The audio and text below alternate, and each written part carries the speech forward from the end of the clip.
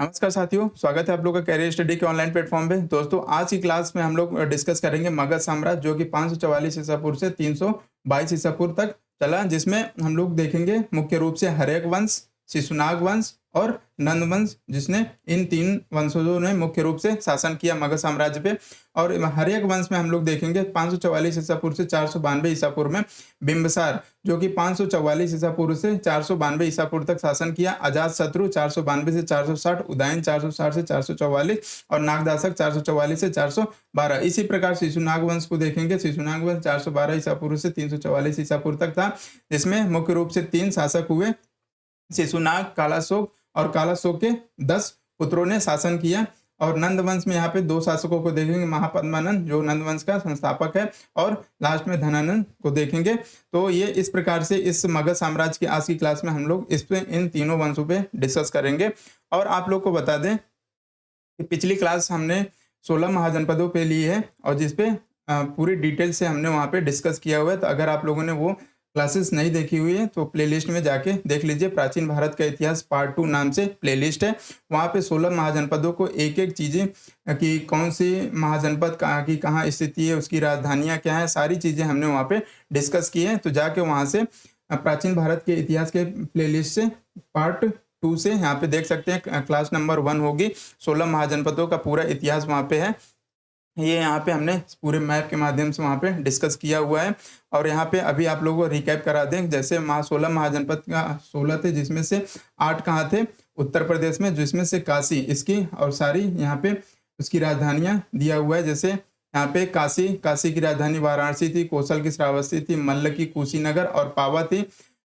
वस्त जो की राजधानी कौशाम्बी थी, चेदी की शक्तिमती सोतिवती थी, और कुरु की इंद्रप्रस्थ थी, पांचाल की अहिछत्र कांपिल्य सुरसेन की मथुरा थी, अंग की चंपा थी, मगध की राजगृह, वज्जी की वैशाली, मत्स्य की विराटनगर, अवंती की उज्जैनी, अस्मक की पोतनी या पोटली, कंबोज की राजपुर और गांधार की तक्षशिला।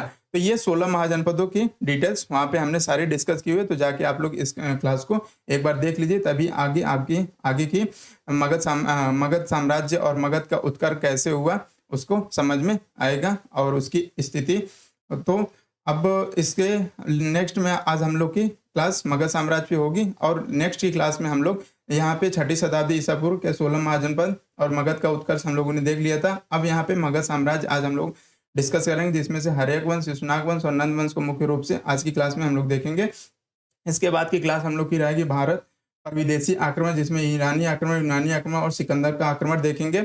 और इसके बाद मौर्य साम्राज्य को देखेंगे, क्योंकि यहाँ पे ही सिकंदर के आक्रमण को ही रोकने के लिए चंद्रगुप्त मौर्य को चाणक्य तैयार करते हैं। तो यहाँ पे इसको धनानंद को मार के एक नए वंश के स्थापना चंद्रगुप्त मौर्य करते हैं, मौर्य साम्राज्य की, जो 322 ईसा पूर्व से 185 ईसा पूर्व तक चलता है। तो मौर्य साम्राज्य में हम लोग, तो इससे पहले हम लोग को विदेशी आक्रमण देखना है, उसके बाद हम लोग मौर्य साम्राज्य पे आएंगे, और जिसमें हम लोग चंद्रगुप्त मौर्य, बिंदुसार, अशोक और अशोक के उत्तराधिकारियों को देखेंगे। और ये इस क्लास के खत्म होने के बाद हम लोग नेक्स्ट क्लास में मौर्योत्तर काल देखेंगे, जिसमें देशी शासक और विदेशी शासकों को देखेंगे। उसके बाद हम लोग चलेंगे गुप्त काल, गुप्तोत्तर काल और संगम काल होते हुए पूरे प्राचीन भारत के इतिहास को खत्म कर लेंगे। उसके बाद हम लोग इंटर करेंगे मध्यकालीन भारत, जिसमें हम लोग देखेंगे अरबों का आक्रमण से शुरू करेंगे और वहाँ पे यूरोपीय कंपनियों के आगमन तक देखेंगे। तो चलिए इसी के साथ अपनी क्लास को शुरू करते हैं।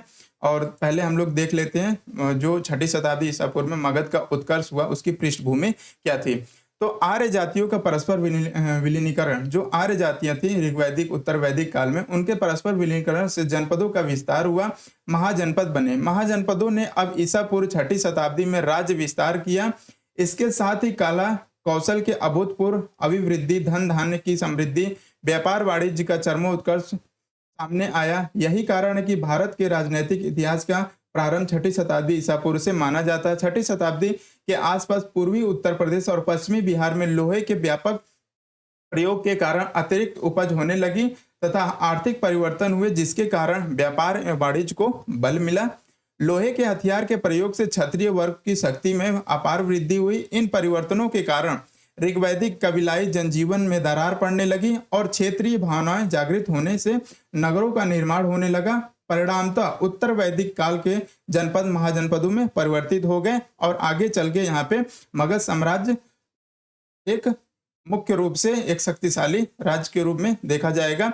महाजनपदों की कुल संख्या 16 थी, जिसका उल्लेख बौद्ध ग्रंथ के अंगुत्तर निकाय और महावस्तु से तथा जैन ग्रंथ के भगवती सूत्र से पता चलता है कि यहाँ पे 16 महाजनपदों का उल्लेख है। इसमें मगध, कौशल, वत्स और अवंती सर्वाधिक शक्तिशाली थे। 16 महाजनपदों में अस्मक ही एकमात्र ऐसा जनपद था जो दक्षिण भारत में गोदावरी नदी के किनारे स्थित था। 16 महाजनपदों में वज्जी एवं मल में गणतंत्रात्मक व्यवस्था थी। ये सब सारी चीजें हमने डिस्कस की हुई है 16 महाजनपदों में, तो उसको प्लीज आप लोग जाके क्लास उसको देख लीजिएगा। यहाँ पे अब चीज़ों को बार बार डिस्कस करने से क्लास की लेंथ बढ़ जाती है, तो वहाँ पे आप लोग जाके यहाँ पे देख लीजिए कि गणतंत्रात्मक का क्या मतलब है। सारी चीज़ें हमने वहाँ पे बताई है, यहाँ पे भी बता देते हैं। गणतंत्र का मतलब है कि यहाँ पे जनता के द्वारा राजा चुन के आते थे, तो उस समय भी यहाँ पे गणतंत्रात्मक व्यवस्था थी मल्ल और वज्जी में, जबकि शेष में राजतंत्रात्मक थी, यानी राजा का पुत्र राजा बनता था। महापरिनिर्वाण सूक्त में 6 महानगरों की सूचना मिलती है: चंपा, राजगिरी, श्रावस्ती, काशी, कौशाम्बी तथा साकेत। इन सब सारी चीजों प्लेसेस हमने वहां पे मैप के माध्यम से समझाया हुआ है। इस काल में मगध ने अन्य महाजनपदों को जीतकर मगध साम्राज्य का निर्माण किया। तो ये जो मगध साम्राज्य था, इसने अन्य जो महाजनपद थे उनको जीतकर और एक विशाल मगध साम्राज्य का स्थापना किया। अब यहाँ पे हम लोग मगध का एक परिचय देख लेते हैं। अब यहाँ पे इसके जो विशाल साम्राज्य की स्थापना करता है, तो मगध प्राचीन भारत के 16 महाजनपदों में से एक था। तो 16 महाजनपदों में से एक था, जो कि यहाँ पे आप लोग यहाँ पे मगध की स्थिति देख सकते हैं। ये है मगध। तो ये मगध एक 16 महाजनपदों में से एक था। यह बुद्ध काल तथा परवर्ती काल में उत्तर भारत का सबसे शक्तिशाली और समृद्ध जनपद था। इसकी स्थिति मूलतः दक्षिण बिहार में थी।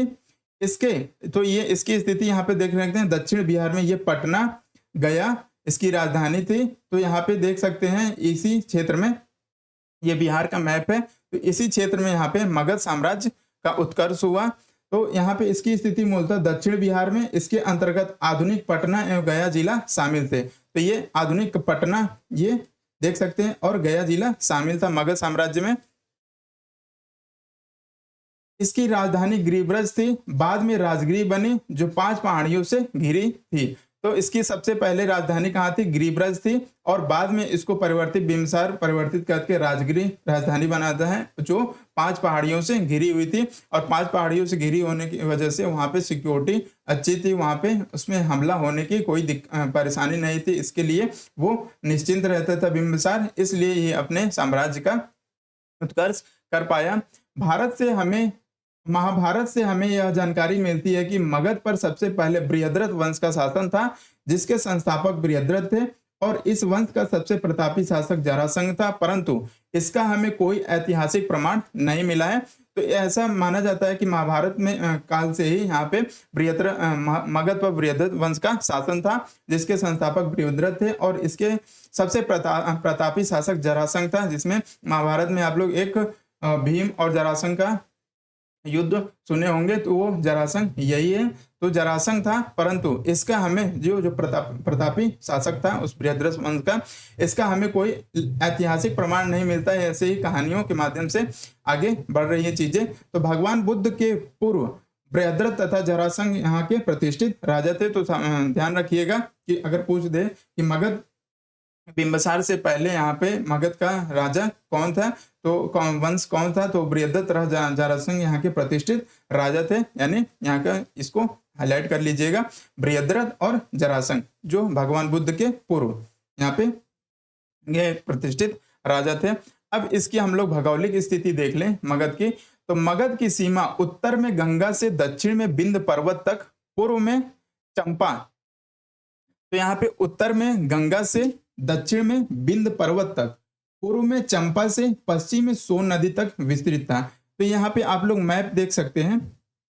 तो ये मगध का स्थिति है, और ये कहाँ पे है? पूरे पूर्व के साइड में है। और यहाँ पे सोन नदी आप लोग देख रहे हैं, सोन, और यहाँ से बलिया से होते हुए यहाँ से ये पटना होते हुए निकलती है, तो ये सोन नदी यहाँ पे जाती है। तो यहाँ पे इसके संगम पे ही पटना पाटलिपुत्र राजधानी बनता है, बाद में उदयन चल के बनाता है। तो यहाँ पे इसमें इसके जो बिंद में दक्षिण में बिंद पर्वत था, तो पर्वत पार करके कोई आक्रमणकारी नहीं आ सकता था।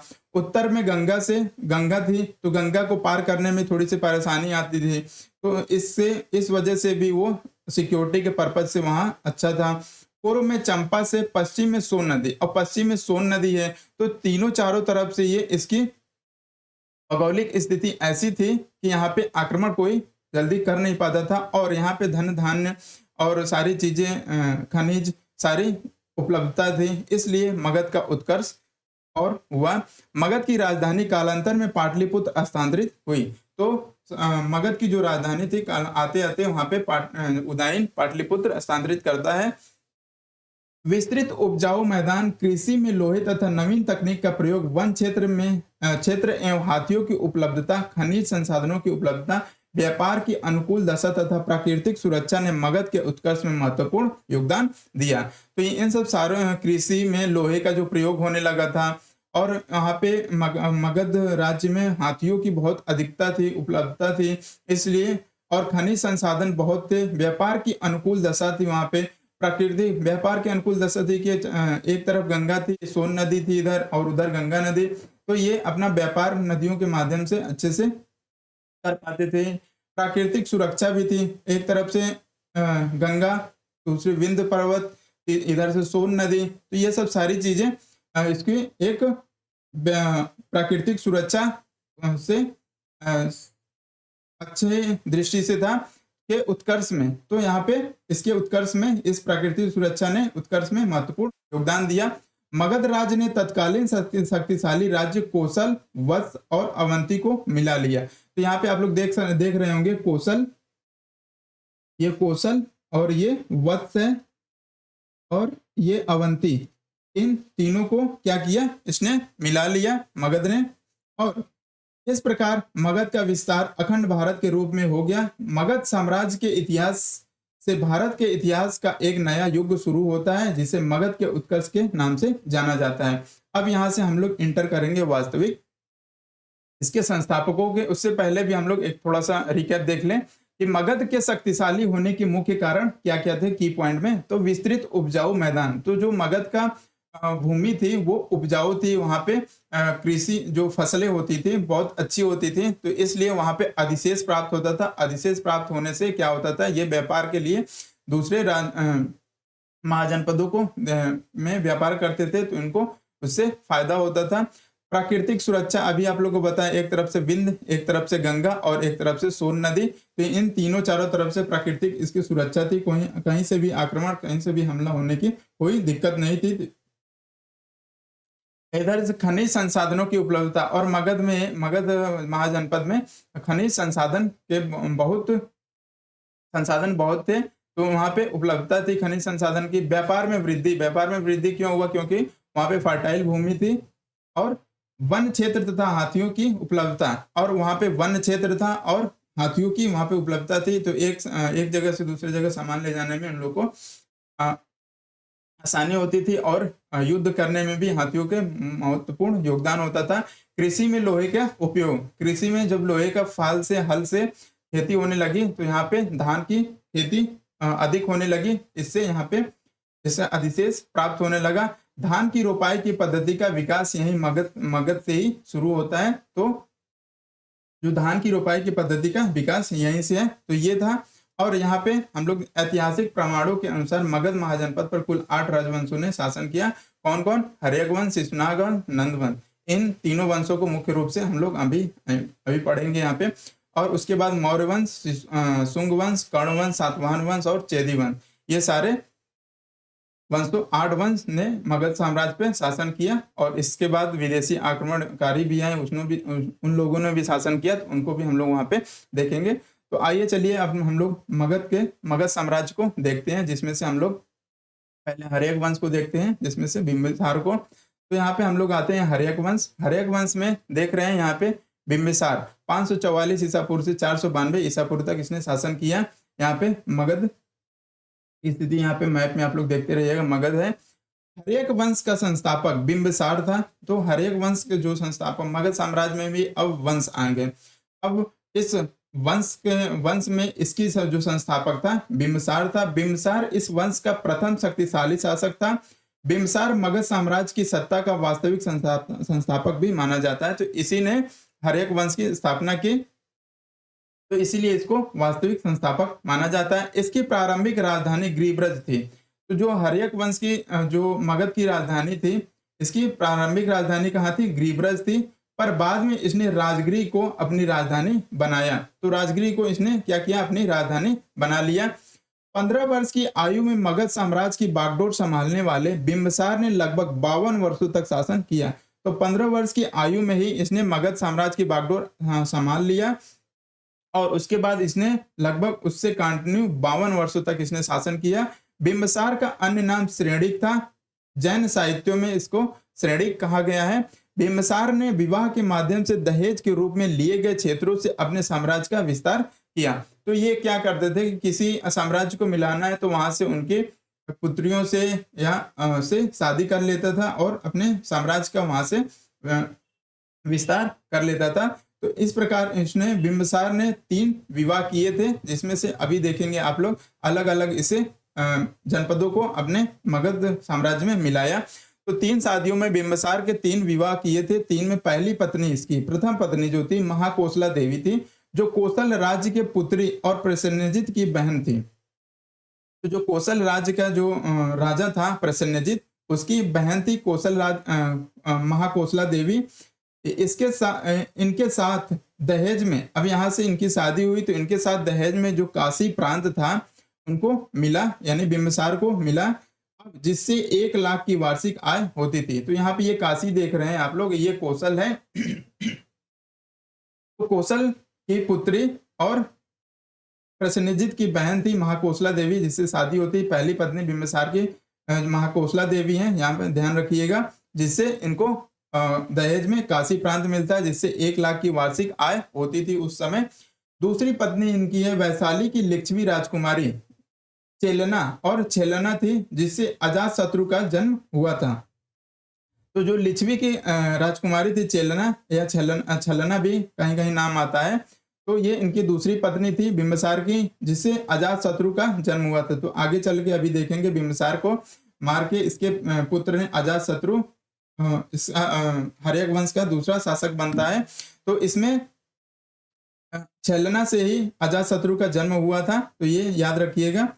तीसरी पत्नी क्षेमा पंजाब के मद्रकुल की राजकुमारी थी। तो बिम्बिसार की वैवाहिक संबंधों से बड़ी राजनीतिक प्रतिष्ठा मिली और मगध को पश्चिम एवं उत्तर की ओर विस्तारित करने का मार्ग प्रशस्त हुआ। तो यहाँ पे देख रहे हैं पश्चिम, यहाँ पे काशी, यहाँ पे मगध है, काशी, कोसल, इन सब दोनों जगह। कोसल में यहाँ पे जब उसने महाकोसला देवी से शादी की तो उसे काशी प्रांत दहेज में मिला। और आगे चल के यहाँ पे देखते हैं, यहाँ पे लिच्छवी कुमारी चेलना से शादी होती है। और तीसरी पत्नी यहाँ पंजाब साइड में क्षेमा पंजाब के मद्रकुल की राजकुमारी थी यहाँ। तो यहाँ से लेके पश्चिम से लेके पूरे मगध राजधानी प्रतिष्ठित मिली और मगध को पश्चिम एवं उत्तर की ओर विस्तारित करने का मार्ग प्रशस्त हुआ। तो इस प्रकार से इसने अपने साम्राज्य का विस्तार किया वैवाहिक संबंधों के माध्यम से। अब यहाँ पे बिम्बिसार ने अपने शासनकाल में अंग राज्य को जीता। यहाँ पे अंग देख रहे हैं, सबसे पूर्वी जो महाजनपद में सबसे पूर्व में था, तो ये अंग महाजनपद है। अंग राज्य को जीता तथा उसे अपने राज्य में मिला लिया। उसने वहां का सेनापति अपने पुत्र अजातशत्रु को बनाया। तो जब इसने अंग महाजनपद को जीता, जीत कर वहां का जो सेनापति था अजातशत्रु अपने पुत्र को बना दिया। इसके समय अवंती के राजा प्रद्योत पांडु रोग से ग्रस्त हो गया था। पांडु रोग होता है एक ज्वेंडिस होता है, जिसे पीलिया रोग बोलते हैं। वो पांडु रोग से जो अवंती का शासक था, ये देख रहे होंगे आप लोग अवंती। तो ये अवंती के राजा प्रद्योत पांडु रोग से ग्रस्त हो गया था। उससे ठीक करने के लिए बिम्बिसार ने अपना राज्य वैद्य जीवक को भेजा। जीवक के इलाज से प्रद्योत स्वस्थ हो गए। तो उनके यहाँ पे एक प्रश्न पूछा जाता है जीवक से कि जो उस समय वैद्य जीवक था वो किसके दरबार में रहता था, तो वो बिंबिसार के दरबार में रहता था, जिसको इन्होंने प्रद्योत जो पांडु रोग से ग्रस्त हो गया था उसको इलाज के लिए बिंबिसार ने भेजा था, जिससे वो जीवक का इलाज करता है और वो प्रद्योत सही हो जाता है। तो जीवक के इलाज से प्रद्योत स्वस्थ हो जाते हैं तो खुश हो जाता है। और बिंबिसार की इस तरह से वहां पे एक मैत्रीपूर्ण संबंध हो जाता है इसका, कहाँ से, अवंती से। तो इस प्रकार इसने अवंती तक भी अपना साम्राज्य विस्तार कर लिया। और बिंबिसार की हत्या उसके पुत्र अजातशत्रु ने कर दी और वह 492 ईसा पूर्व में मगध की राजगद्दी पर बैठा। तो अब बिंबिसार की हत्या किसने कर दी, उसने, उसके पुत्र ने ही खुद उसकी बिंबिसार की हत्या कर दी और 492 ईसा पूर्व में मगध की राजगद्दी पर बैठा। अब आगे यहाँ पे अजातशत्रु को हम लोग देखेंगे जो कि हर्यक वंश का ही है। 492 ईसा पूर्व से 460 ईसा पूर्व तक इसने शासन किया। 492 ईसा पूर्व में बिंबिसार की हत्या उसके पुत्र अजातशत्रु द्वारा कर दी गई। इसकी मृत्यु के पश्चात अजातशत्रु ने अपना शासन प्रारंभ किया, अतः इसे पितृहंता कहते हैं। इस पूरे हर्यक वंश को पितृहंता वंश से जानते हैं, क्योंकि देखिए यहाँ पे बिंबिसार की हत्या करके अजातशत्रु गद्दी पे बैठता है और अजातशत्रु का पुत्र जो उदयन है इसकी हत्या करके, अजातशत्रु की हत्या करके वो उदयन यहाँ पे अपने इस शासक बनेगा। तो इसलिए इस वंश को पितृहंता वंश भी कहते हैं, जो कि अपने पिता को ही मार के ये लोग अपने शासन गद्दी पर बैठते थे। तो यहाँ पे इसलिए अतः इसे पितृहंता भी, अजातशत्रु को पितृहंता भी कहा जाता है। अजातशत्रु का अर्थ है शत्रुओं का नाश करने वाला, इसका उपनाम कुड़िक है। तो अजातशत्रु का अर्थ यहाँ पे ध्यान रखिएगा, इसका अर्थ होता है कि शत्रुओं का नाश करने वाला, और इसका एक नाम उपनाम भी है कुड़िक। तो कभी कभी प्रश्न पूछता है कि कुड़िक किसकी उपाधि थी, तो यहाँ पे अजातशत्रु का कुड़िक उपनाम था। अजातशत्रु का कौशल नरेश प्रसेनजित से युद्ध हुआ।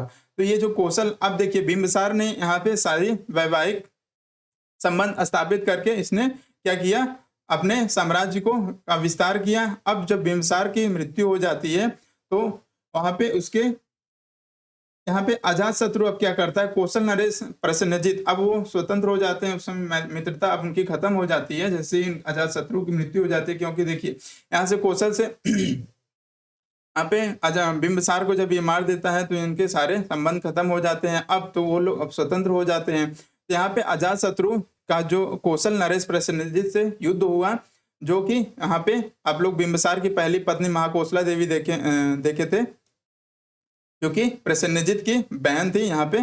तो इसने क्या किया, इससे युद्ध किया, प्रसेनजित की पराजय हुई। यहाँ पे अजातशत्रु ने उसको पराजित कर दिया, परंतु बाद में दोनों में समझौता हो गया और उसके बाद इसमें दोनों में समझौता हो गया। पहले से वैवाहिक संबंध चल ही रहे थे, फिर से यहाँ पे समझौता हो गया। अब ये क्या करेगा, इसके बहन से बिंबिसार की शादी हुई थी, अब ये क्या करेगा, यहाँ पे अपनी पुत्री की शादी, प्रसेनजित ने अपनी पुत्री वजीरा का विवाह अजातशत्रु से कर देता है। तो अब जो वजीरा की लड़की थी, अब सॉरी प्रसेनजित की लड़की वजीरा थी, अब इससे शादी क्या कर देता है, अजातशत्रु की, और अपनी बहन से प्रसेनजित अपनी बहन की शादी किससे करता है, इसके अजातशत्रु के पिता बिंबिसार से किया रहता है। अब तो यहाँ पे भी फिर से आके वैवाहिक स्थिति फिर आ गई, वैवाहिक संबंध स्थापित हो गया। अब यहाँ पे अजातशत्रु का लिच्छवियों से युद्ध हुआ, अपने कूटनीतिक मित्र वत्साकर, अब यहाँ पे लिच्छवियों से भी युद्ध हुआ। दूसरी पत्नी यहाँ पे आप लोग देखे थे, बिंबिसार की जो दूसरी पत्नी थी लिच्छवी की थी, ये दूसरी पत्नी वैशाली लिच्छवी राजकुमारी चेलना और छेलना। अब यहाँ पे भी इसने युद्ध किया और इसके कूटनीतिक मित्र जो वत्साकर की सहायता से इसने लिच्छवियों पर विजय प्राप्त की। इस युद्ध में अजातशत्रु ने रथमूसल तथा महाशिला कंटक नामक हथियार का प्रयोग किया। तो रथमूसल और महाशिला कंटक, इस समय आप लोग जो किसी ने बाहुबली मूवी देखी होगी तो जिसमें भल्लाल देव ने जो रथ का इस्तेमाल किया था, जो आगे चक्र टाइप में लगा होता था और एक पत्थर जो फेंकता था, तो उस टाइप के उस समय भी रथ मूसल और महाशिला कंटक नामक हथियारों का प्रयोग किया था। बाद में काशी व वैशाली दोनों मगध के अंग बन गए। तो जो काशी और वैशाली थे ये क्या हो गए,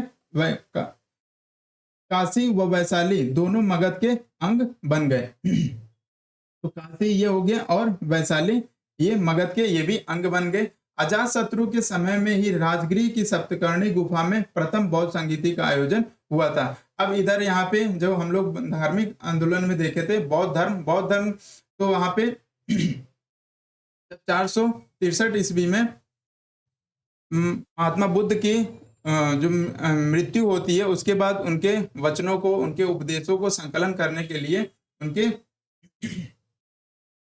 इसी के समय में यहाँ पे महात्मा बुद्ध की मृत्यु भी हुई है। तो उसके महात्मा बुद्ध के उपदेशों को संकलन करने के लिए आगे धर्म प्रचार के लिए तो बौद्ध संगीतियां बुलाएगी। तो बौद्ध संगीतियां इसी में बुलाएगी। तो प्रथम संगीति देख रहे हैं 483 ईसा पूर्व में राजगिरी सप्तकर्णी, सॉरी यहाँ पे हमने वहां पे बोल दिया था 463 ईस्वी, 483 ईसा पूर्व में उनकी मृत्यु हुई थी। तो 483 ईसा पूर्व में उनकी मृत्यु, महात्मा बुद्ध की मृत्यु के बाद यहाँ पे राजगिरी सप्तकर्णी गुफा में वहां पे शासक अजातशत्रु था। यहाँ पे देख रहे हैं अजातशत्रु, इसने ही अध्यक्ष इसके महाकस्तभ थे। और कार्य क्या हुआ, पहली बौद्ध संगीति में बुद्ध के वचनों को एकत्र किया गया और उसे सुत्पिटक कहा गया। इसमें बुद्ध के वचन आ गए थे और भिक्षुओं के लिए नियम बनाए गए, इसे विनय पिटक कहा गया। तो इस प्रकार से इसमें कार्य किए गए और संगीतियां बुलाई गई अजातशत्रु के समय में ही। तो ये अजातशत्रु के समय में ही राजगिरी के सप्तकर्णी गुफा में प्रथम बौद्ध संगीति का आयोजन हुआ था। अजातशत्रु ने 32 वर्षों तक मगध पर शासन किया। 32 वर्ष तक शासन करने के बाद अजातशत्रु अपने पुत्र उदयन द्वारा मार डाला गया। देखिए यहाँ पे भी उदयन इसका पुत्र है जो इसको अजातशत्रु को मार देता है। अब आगे हम लोग नेक्स्ट यहाँ पे उदयन को देखेंगे। 460 ईसा पूर्व से 444 ईसा पूर्व हर्यक वंश का। इसने भी अपने पिता की हत्या की थी, इसलिए इसे भी पितृहंता कहते हैं। इसने भी अपने पिता की हत्या करके शासन गद्दी पर बैठा था। पुराणों एवं जैन ग्रंथों के अनुसार उदयन ने गंगा तथा सोन नदी के संगम तट पर पाटलिपुत्र कुसुमपुरा नामक नगर की स्थापना की थी। उसने अपनी राजधानी बनाया, उसे अपनी क्या किया, राजधानी बनाया। उदयन भी जैन मतानुयायी था। उदयन भी क्या था, जैन मतानुयायी था। तो यहाँ पे आप लोग देख सकते हैं ये सोन नदी है, यहाँ पे ये आप लोग यहाँ पे सोन नदी देख रहे हैं। तो ये सोन नदी यहाँ से जा रही है और ये जो गंगा नदी आ रही है ये यहाँ पे प्रयागराज में जो संगम हो रहा है यमुना से, उसके बाद ये आगे जो बढ़ती है गाजीपुर होते हुए, बलिया होते हुए ये बिहार में एंटर करती है। और बिहार में एंटर ये बक्सर साइड से एंटर करते हुए ये पटना यहाँ पे आके और इधर से जो सोन नदी जा रही है यहाँ से आके यहाँ पे यहीं पे इन दोनों का संगम होता है। और इसी संगम पे पटना और जो गंगा और सोन नदी के संगम पे ही पाटलिपुत्र यानी पटना की स्थापना उदयन करता है। और यहीं पे ये अपना क्या करता है, इसकी मगध की राजधानी बनाता है। राजधानी बना उदयन भी अब यहाँ क्या था, जैन मतानुयायी था। उदयन के बाद उसका पुत्र नागदासक मगध का शासक बना, परंतु वह एक अयोग्य शासक। अब उदयन ने यहाँ पे सारी चीजें की, उसके बाद उसका पुत्र नागदासक मगध का शासक बना, परंतु वह एक अयोग्य शासक था। इसकी हत्या इसके सेनापति शिशुनाग ने कर दी और एक नए वंश की स्थापना कर दी, शिशुनाग वंश। तो अब हर्यक वंश का लास्ट से उदयन का पुत्र था नागदासक, इसने मगध का शासक बना। उदयन ने ही इसको अपने जीवित रहते ही नागदासक को अपनी सत्ता सौंप दी थी। नहीं पता चलता इनको भी ये नागदासक मार देता, उससे पहले ही नागदासक को इसने अपनी राजगद्दी दे दी। तो मगध का शासक बना, परंतु वह एक अयोग्य शासक ही, इसने सारे इन तीनों शासकों की तरह ये शासन नहीं कर पाया। और इसके जो सेनापति था शिशुनाग, इसने मौका देखकर इसकी हत्या कर दी और एक नए वंश की स्थापना कर दी, शिशुनाग वंश। तो अब हम लोग चलेंगे यहाँ पे देखेंगे शिशुनाग वंश, जो कि यहाँ पे हम लोगों ने हर्यक वंश में चारों राजाओं को देख लिया, बिंबिसार, अजातशत्रु, उदयन और नागदासक, जिसकी हत्या करके शिशुनाग वंश की नींव रखता है, जो कि 412 ईसा पूर्व से 394 ईसा पूर्व तक चलता है। जिसमें अब हम लोग शिशुनाग को देखते हैं। तो शिशुनाग यहाँ पे इस वंश का संस्थापक कौन है? शिशुनाग को माना जाता है इसी के नाम पर इस वंश का नाम शिशुनाग वंश पड़ा है। इसने अवंती तथा वत्स राज्य पर अधिकार कर उसे मगध साम्राज्य में मिला लिया था। तो ये अवंती देख रहे हैं और वत्स ये कौशाम्बी वाला इलाका, इनको पर अधिकार कर लिया था मगध और इस पे मगध राज्य को में मिला लिया। इसने वैशाली को राजधानी बनाया। अब इसने क्या किया, जो उदयन पाटलिपुत्र राजधानी बनाया था, उससे पहले जो बिंबिसार था कहाँ पे राजधानी बनाया था, राजगृह से उसने गिरिब्रज से राजगृह लाया था राजधानी को मगध की। और उसके बाद उदयन क्या करता है, वहां से पाटलिपुत्र लाता है जो गंगा और सोन नदी के संगम तट पे पाटलिपुत्र का निर्माण करता है और वहां पे उसकी राजधानी बनाता है। अब यहाँ पे जब शिशुनाग नए वंश का स्थापना करता है तो यहाँ पे इसने ये क्या करता है, वैशाली को राजधानी बनाता है। और इसके शासन के समय मगध साम्राज्य के अंतर्गत बंगाल से लेकर मालवा तक का भूभाग सम्मिलित था। तो अब ये इसका विस्तार कहाँ तक हो गया, बंगाल से लेकर मालवा गुजरात तक, यहाँ अवंती देख रहे हैं आप लोग, तो यहाँ गुजरात तक इसका विस्तार हो गया। महावंश के अनुसार शिशुनाग की मृत्यु के पश्चात उसका पुत्र कालाशोक गद्दी पर बैठा। तो इतनी इंफॉर्मेशन शिशुनाग के विषय में थी। इतना ही प्रश्न आता है कि शिशुनाग वंश का संस्थापक कौन है, तो शिशुनाग है। उसने यहाँ से राजधानी से प्रश्न पूछता है कि किसने राजधानी को पाटलिपुत्र से वैशाली ले आया, तो वह है शिशुनाग।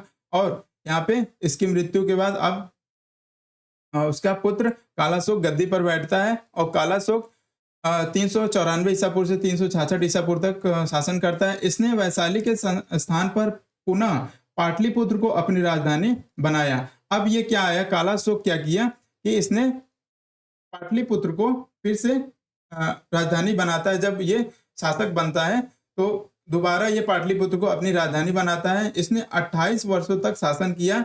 इसी के समय द्वितीय बौद्ध संगीति का आयोजन वैशाली में हुआ। तो इसी के समय क्या हुआ था, द्वितीय बौद्ध संगीति हुई थी। यहाँ पे जो पहली बौद्ध संगीति हम लोग ने देखा। अब 383 ईसा पूर्व में वैशाली में कालाशोक जो शासक है, अब इसके अध्यक्ष साप कमीर थे। भिक्षुओं में मतभेद के कारण बौद्ध संघ हीनयान परंपरावादी और महायान परिवर्तनवादी दो गुटों में बट गया। तो इसी के समय ही यहाँ पे और द्वितीय बौद्ध संगीति का आयोजन वैशाली में हुआ था। इसी समय बौद्ध संघ दो भागों स्थिरवाद तथा महासंघिक में बट गया। स्थिरवाद और महासंघिक कहने का तात्पर्य यह है, यहाँ पे देख सकते हैं, जो कि हीनयान परंपरावादी जो थे और महायान परिवर्तनवादी जो परिवर्तन में विश्वास रखते थे, और हीनयानी जो थे कि जैसा बुद्ध कह के गए हैं वैसा ही परंपरावादी वो लोग बने रहे। और तो इस प्रकार से दो गुटों में बौद्ध धर्म विभाजित हो गया। इसके समय में कालाशोक के समय में 394 ईसा पूर्व से 366 ईसा पूर्व देख रहे, द्वितीय बौद्ध संगीति इसी के अंतर्गत हुआ है 383 ईसा पूर्व। तो ये रहा। महाबोधि वंश के अनुसार कालाशोक के 10 पुत्र थे। महाबोधि वंश के अनुसार इसमें कालाशोक के 10 पुत्रों का उल्लेख मिलता है, जिन्होंने कालाशोक की मृत्यु के बाद 366 ईसा पूर्व के बाद मगध पर 22 वर्षों तक लगभग 344 ईसा पूर्व तक शासन किया। शिशुनाग वंश का अंतिम शासक नंदीवर्मन था, जिसकी हत्या महापद्मानंद ने कर दी। अब इसकी नंदीवर्मन की हत्या करके कहा महापद्मानंद एक नए वंश के स्थापना करेगा जिसे नंद वंश कहा जाता है। और यहाँ पे इन दोनों वंशों को हम लोगों ने देखिए। अब नए वंश को देखेंगे, नंद वंश जो कि 394 ईसा पूर्व से 322 ईसा पूर्व तक चला। यहाँ पे महापद्मानंद और धनानंद को हम लोग देखेंगे 344, 326, 326 के बाद 322 तक आता है, जिसे चंद्रगुप्त मौर्य रिप्लेस करेगा। यहाँ पे देखते हैं महापद्मानंद पुराणों के अनुसार इस वंश का संस्थापक महापद्मानंद एक शूद्र था। तो ये एक शूद्र जाति का था और इसमें महापद्मानंद को सर्व छत्रांतक का अर्थ है कि क्षत्रियों का नाश करने वाला, यानी पूरे क्षत्रिय कुल को नाश कर दिया था इसने महापद्मानंद ने, क्योंकि ये शूद्र कुल का था। तथा भार्गव, इसे भार्गव भी कहा जाता है, मतलब कि ये दूसरे परशुराम का अवतार माना जाता है। इसमें कहाँ पे पुराणों के अनुसार महापद्मानंद इस वंश का सबसे महान शासक था, जिसने अनेक क्षत्रिय राजाओं को जीतकर अपने राज्य में सम्मिलित किया। तो उसके महापद्मानंद के समय के जो भी जितने भी क्षत्रिय थे, इसके राज्यों को अपने राज्य में मिला लिया था। इसने एक विशाल साम्राज्य की स्थापना की और इसी ने ही एक विशाल साम्राज्य की स्थापना की, अखंड भारत का निर्माण किया और तथा इसने कलिंग जीतकर एक राट एक छत्र की उपाधि धारण की। तो इसने भी कलिंग को जीता था। ये कलिंग की स्थिति देख सकते हैं आप लोग। तो इसने भी कलिंग को जीता और कलिंग को जीतने के बाद एक राट और एक छत्र की उपाधि का धारण की। यहाँ पे महापद्मानंद, कलिंग नरेश खारवेल के हाथी गुम्फा अभिलेख से पता चलता है कि महापद्मानंद ने कलिंग पर विजय प्राप्त की। तो जो कलिंग नरेश था खारवेल के जो ए हाथी गुम्फा से अभिलेख से पता चलता है कि यहाँ पे महापद्मानंद ने कलिंग पर आक्रमण करके वहां पे विजय प्राप्त की थी। इसने कलिंग में सिंचाई हेतु एक नहर का निर्माण भी करवाया। तो वहां पे उसने जब जीता, अब वहां पे सिंचाई हेतु वहां पे की भूमि जो देखा उसने कि फर्टाइल भूमि है लेकिन यहाँ पे पानी कम है, इसके लिए उसने वहां पे सिंचाई के लिए एक नहर का निर्माण करवाया। तो यहाँ पे पूछा जाता है कि कलिंग में किसने नहर का निर्माण करवाया, तो वो है महापद्मानंद ने करवाया था। नंद के कुल 8 पुत्र थे जिसमें से धनानंद भी इसका पुत्र था जो नंद वंश का अंतिम शासक था। तो अब यहाँ पे हम लोग देखेंगे धनानंद के कुछ कार्य यहाँ पे देखेंगे। धनानंद 326 ईसा पूर्व से 322 ईसा पूर्व तक शासन किया। नंद वंश का अंतिम शासक धनानंद था। वह बहुत ही क्रूर शासक था। यह सिकंदर का समकालीन था। इसी के समय में सिकंदर 326 ईसा पूर्व में सिकंदर का पश्चिमोत्तर भारत पर आक्रमण होता है किया। ग्रीक यूनानी लेखक ने इसे अग्रमीज कहा। किसको? सिकंदर को अग्रमीज कहा है। धनानंद ने जनता पर बहुत से कर आरोपित किए थे जिससे जनता असंतुष्ट थी। धनानंद के दरबार में चाणक्य तक्षशिला का आचार्य आया था। जो तक्षशिला यहाँ पे गंधार देख रहे हैं, यहाँ पे तक्षशिला जिसकी राजधानी है, तो यहीं पे एक तक्षशिला विश्वविद्यालय था। तो यहाँ पे चाणक्य आचार्य थे, तो वहीं से ये धनानंद के दरबार में आए थे कि जो सिकंदर का आक्रमण हो रहा है उससे कैसे बचा जाए। तो इससे जब ये धनानंद से कहते हैं तो धनानंद कहता है कि अब आप हमें राजनीति सिखाएंगे, और यही कहकर उनको अपमानित करके अपने दरबार से भगा देता है। तो वहीं पे चाणक्य क्या करते हैं? प्रतिज्ञा लेते हैं कि इसको गद्दी से उतार के किसी योग्य शासक को गद्दी पे, मगध की गद्दी पे बैठाएंगे, और वहीं से उनके खोज, एक योग्य शासक की खोज के शुरू करते हैं, और वो एक चंद्रगुप्त मौर्य को पाते हैं और उसको उसकी शिक्षा दीक्षा करते हैं, देते हैं, और उसको मगध जो मगध साम्राज्य है उस पे को उसका राजा बनाते हैं। बनाने में उनका बहुत महत्वपूर्ण योगदान रहता है। तो उसी ने चंद्रगुप्त मौर्य ने ही धनानंद को मार के क्या करता है? एक नए वंश मौर्य वंश की स्थापना करता है, जिसको हम लोग अगले क्लास में देखेंगे। तो धनानंद के दरबार में चाणक्य तक्षशिला का आचार्य आया था। वहां वह धनानंद के द्वारा अपमानित किया गया। 322 ईसा पूर्व में चंद्रगुप्त मौर्य ने अपने गुरु चाणक्य की सहायता से, तो देखिए यहीं पे चंद्रगुप्त मौर्य ने अपने गुरु चाणक्य की सहायता से धनानंद की हत्या कर मौर्य वंश की नींव रखी। मौर्य वंश के शासन में मगध साम्राज्य चरमोत्कर्ष पर पहुंच गया। तो मौर्य वंश में यहाँ पे क्या हुआ? इसमें चरमोत्कर्ष पर पहुंच जाता है और पूरे अखंड भारत का निर्माण करता है मौर्य वंश, चंद्रगुप्त मौर्य। तो यहाँ पे हम लोगों ने देखा, यहाँ तक सारी चीजें नंद वंश तक देख ली। तो यहाँ पे आप लोग इमेज मैप देख सकते हैं। यहाँ पे पूरे अखंड भारत का निर्माण करता है चंद्रगुप्त मौर्य, और यहीं से पूरे अखंड भारत का निर्माण होता है। और आगे इसके शासक नेक्स्ट शासन करते हैं कौन कौन से यहाँ पे। इसके बाद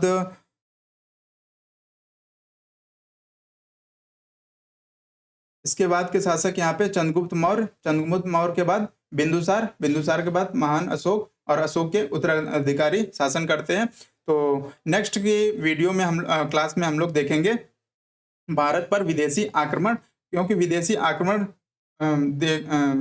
पढ़ लेंगे तभी आगे की चीजें समझ में आए। क्योंकि सिकंदर के आक्रमण को ही रोकने के लिए यहाँ पे चंद्रगुप्त मौर्य को चाणक्य स्टैंड करते हैं, खड़ा करते हैं, और उसको शिक्षा दीक्षा करते हैं। तो पहले हम लोग सिकंदर का आक्रमण देख लेंगे कि सिकंदर कौन था, सारी चीजें, और ईरानी आक्रमण क्यों हुए, यूनानी आक्रमण क्यों, इसकी पृष्ठभूमि जब जान लेंगे तो मौर्य साम्राज्य को पढ़ने में और आसानी होगी। और यहाँ पे जब मौर्य साम्राज्य को हम लोग पढ़ लेंगे तो मौर्योत्तर काल में आएंगे, और फिर देशी शासक, क्योंकि अशोक के बाद यहाँ पे अशोक के जो उत्तराधिकारी होते, जो सेंट्रल पावर थी यहाँ पे क्षीण होने लगती है, कम होने लगती है। तो यहाँ पे क्षेत्रीय शक्तियों का उदय होता है और फिर से विदेशी शासक क्या करते हैं, फिर से आक्रमण करते हैं। तो जिसमें इंडो ग्रीक को देखेंगे, शक, पहल्लो और कुषाण, ये लोग आक्रमण करते हैं। इनको देखेंगे कि किन किन क्षेत्रों से आए थे और क्या क्या करके यहाँ पे गए। और देशी शासकों में जो कि केंद्रीय सत्ता कोई थी नहीं, तो वो जो प्रभुत्वशाली राजा थे वो अपने राज्य को अपने मगध साम्राज्य से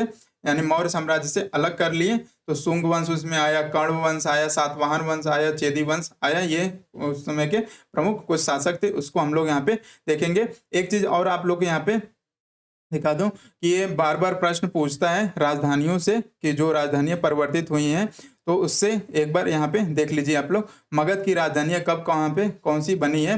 तो मगध की राजधानी सबसे पहले गिरिब्रज थी, जिसको बिंबिसार, मगध की प्रारंभिक राजधानी गिरिब्रज थी। बाद में बिंबिसार ने राजगृह को अपनी राजधानी बनाया। उसके बाद उदयन आता है और इसने क्या करता है, पाटलिपुत्र को राजधानी बनाता है, गंगा और सोन नदी के संगम तट पे। उसके बाद शिशुनाग आता है और वैशाली को राजधानी बनाता है, पाटलिपुत्र से वैशाली राजधानी चेंज करता है। और उसके बाद शिशुनाग के बाद कालाशोक आता है, कालाशोक पुनः क्या करता है, पाटलिपुत्र को अपनी राजधानी बनाता है। तो यहाँ पे 4 बार राजधानियां मगध की चेंज हुई हैं। कब कब, यहाँ पे बिंबिसार एक बार चेंज करता है जो कि राजगृह लाता है राजधानी को, उदयन पाटलिपुत्र लाता है। उसके बाद शिशुनाग आता है तो वैशाली को राजधानी बनाता है, और उसके बाद कालाशोक आता है तो पाटलिपुत्र को पुनः राजधानी बनाता है। तो इस प्रकार से 4 बार राजधानी इसकी चेंज हुई है, जिससे इंपॉर्टेंट प्रश्न बनते हैं, तो इसको ध्यान में रखिएगा। तो चलिए इसी के साथ क्लास को समाप्त करते हैं। मिलते हैं नेक्स्ट क्लास में, हम लोग डिस्कस करेंगे भारत पे विदेशी आक्रमण, जिसको हम लोग वहाँ पे पढ़ेंगे, ईरानी आक्रमण, यूनानी आक्रमण और सिकंदर का आक्रमण। चलिए क्लास को समाप्त करते हैं। धन्यवाद।